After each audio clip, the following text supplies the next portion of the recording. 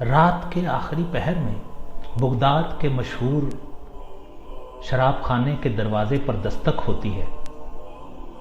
شراب خانے کا مالک لڑکھڑاتے ہوئے قدموں کے ساتھ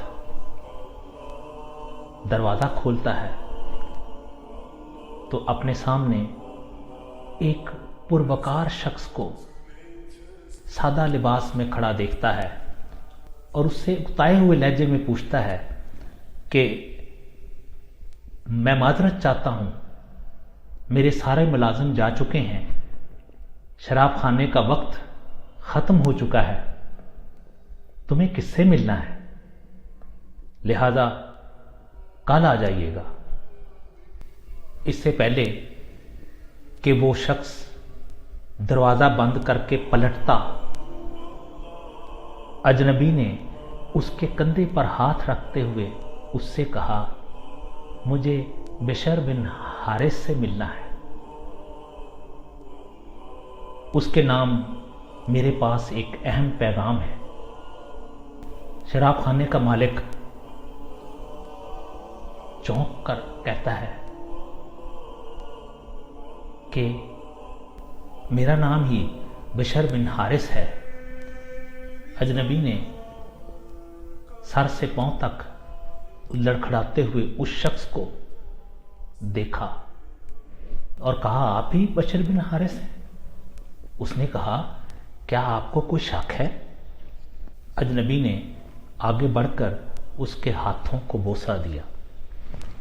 وہ اجنبی آگے بڑھ کر اس کے ہاتھوں کو بوسہ دیتا ہے اور بولتا ہے، سنو بشر بن حارث، خالق ارض و سما نے مجھے کہا ہے کہ میرے دوست بشر بن حارث کو میرا پیغام دینا اور کہنا، جو عزت تم نے میرے نام کو دی تھی وہی عزت رہتی دنیا تک میں تمہارے نام کو دوں گا۔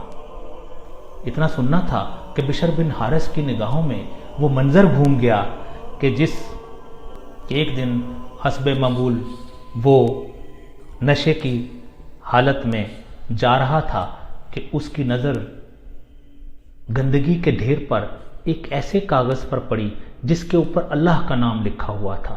اس نے اس کاغذ کو صاف کر کے ایک پاکیزہ جگہ کے اوپر رکھ دیا اور کہا، اور اس وقت یہ کہا، اے مالک ارض و سما، یہ مقام تیرا نہیں ہے، یہ تو بشر کا مقام ہے۔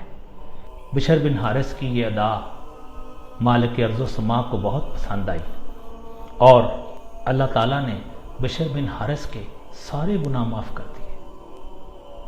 جس وقت ان کی توبہ قبول ہوئی اس وقت وہ ننگے پاؤں تھے اور پھر اس کے بعد وہ ساری عمر ننگے پاؤں ہی چلتے رہے۔